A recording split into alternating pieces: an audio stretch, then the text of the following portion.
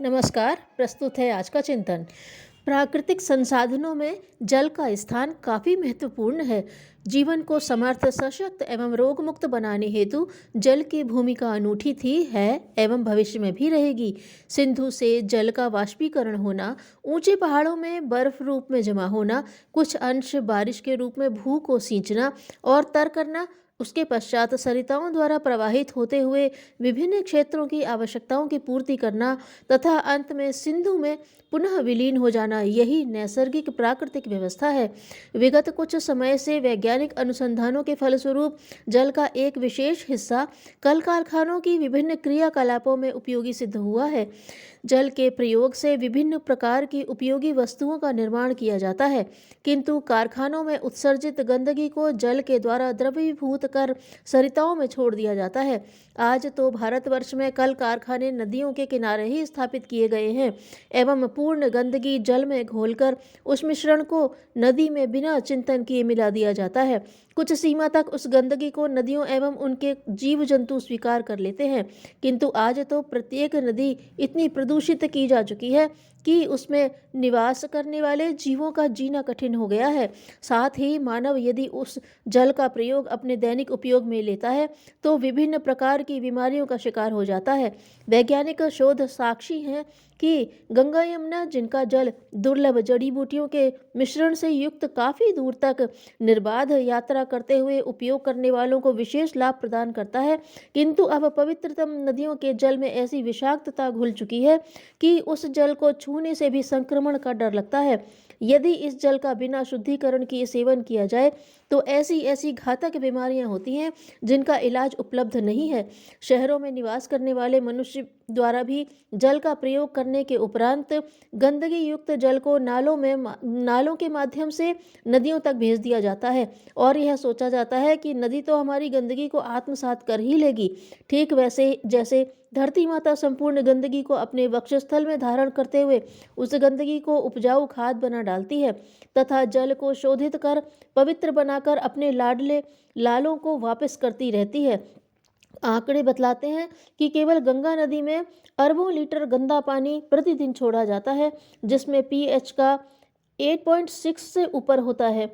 साथ ही nickel, cobalt, zinc oxide, lead आदि मेटल युक्त जहरीले बेस भी पानी में मिले होते हैं, जो अघुलनशील होने की वजह से नदी की सतह को ऊंचा करते रहते हैं।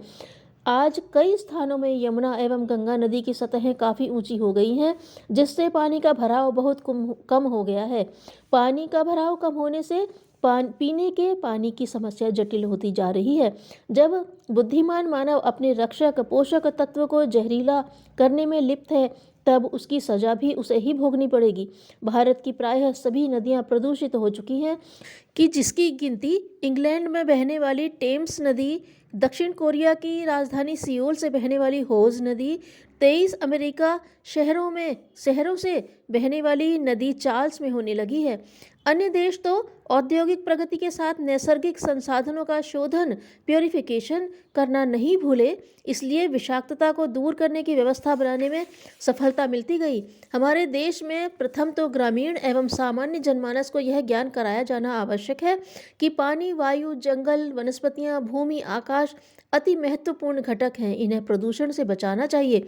सरकारों के प्रमुखों का दायित्व भी बनता है कि प्रदूषण नियंत्रण बोर्डों में जो उच्च पदासीन अधिकारी हैं, वे कारखानों से निकलने वाले जहर को नदियों से दूर रखवाने में सख्ती बरतें, तो निश्चित रूप से नदियों में प्रदूषण होगा ही नहीं। निम्न बिंदुओं पर सरकार का ध्यान आकर्षित किया जा रहा है, जिससे कारखाने भी चलें, नदियां भी अविरल प्रवाहमान रहें एवं जहर को खाद बनाया जा सके। नंबर 1, सर्वप्रथम किसी भी नदी के किनारे से कम 5 किलोमीटर की दूरी पर शहर या कारखाने की स्थापना होनी चाहिए। 2, आवासीय उपयोग के बाद का जल, कारखाने के उपयोग के बाद का जल, दोनों को मिलाकर एक बड़ी नहर के माध्यम से उस गंदे जल को सर्वप्रथम ट्रीटमेंट प्लांट से शुरुआती सफाई करने के बाद सैकड़ों किलोमीटर की दूरी तक नदी के समानांतर प्रवाहित होने दिया जाए एवं शुद्ध हो जाने पर थोड़ा सा सरिता का नीर मिलाकर कृषि एवं वनस्पति सिंचाई हेतु उपयोग में ले लिया जाए। 3, किसी भी प्रकार का गंदगी से युक्त जल को तालाब या कुओं के जल में न मिलने दिया जाए, तो ही शुद्ध पेयजल मिलना संभव हो सकेगा। लेकिन उपरोक्त की व्यवस्था सरकार से लेकर जनमानस तक को करनी पड़ेगी। सरिता नीर को यदि दैवी अनुग्रह, मुफ्त अनुदान एवं अमृत तुल्य मानने की धारणा सबकी हो जाए, तो नदियों के बढ़ते जहर को अतिशीघ्र समाप्त किया जा सकता है। सरकारें कानून का उल्लंघन करने वालों को सख्त सजा का प्रावधान बिना किसी भेदभाव के रखें, तो नदियों को अविरल बनाने में कोई बहुत बड़ी शक्ति या समय नहीं लगेगा। आत्मबल प्रबल हो तो बड़े से बड़ा कार्य संभव हो सकता है। वर्तमान में विदेशों में पानी को गंदगी से मुक्त करने के बहुत बड़े बड़े यंत्रों का निर्माण हो चुका है, जिनके उपयोग से जल के विषाणुओं का सफाया किया जा सकता है एवं जल का उपयोग साथ साथ शुद्धिकरण कर पुनः उपयोग में लाने की प्रक्रिया अपनाई जा सकती है। शवदाह हमारे देश में सरिताओं के किनारे किए जाते हैं एवं अवशेष नदी में प्रवाहित कर देने की कुप्रथाएं हैं। यदि अवशेषों को नदी किनारे एक गड्ढा बनाकर उसमें भर दें, साथ ही वर्षा ऋतु में उन गड्ढों में एक बड़ा वृक्ष लगा दें, तो उस शरीर का वृक्ष के रूप में रूपांतरण हो जाएगा। साथ ही धार्मिक आस्था एवं पर्यावरण को मदद मिलेगी। तीर्थयात्री कांवड़िए जलाभिषेक करने के बाद फूल माला, दोने, पॉलीथीन, बांस, लकड़ी आदि नदी में प्रवाहित कर देते हैं। इसे भी समझाकर रोकने का प्रयास किया जाए तो निश्चित रूप से सरिताएं अपने अस्तित्व को निर्मल एवं अविरल बनाए रखेंगी।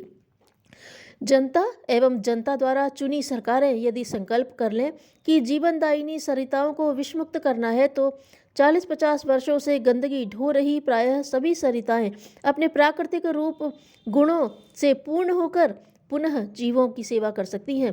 5 तत्वों में से जल तत्व का संरक्षण हम सबका पुनीत धर्म एवं कर्तव्य है। यह शिक्षण सभी को देना चाहिए। ज्ञान योगी की तरह सोचे, कर्म योगी की तरह पुरुषार्थ करें और भक्ति योगी की तरह सहृदयता उभारें। धन्यवाद।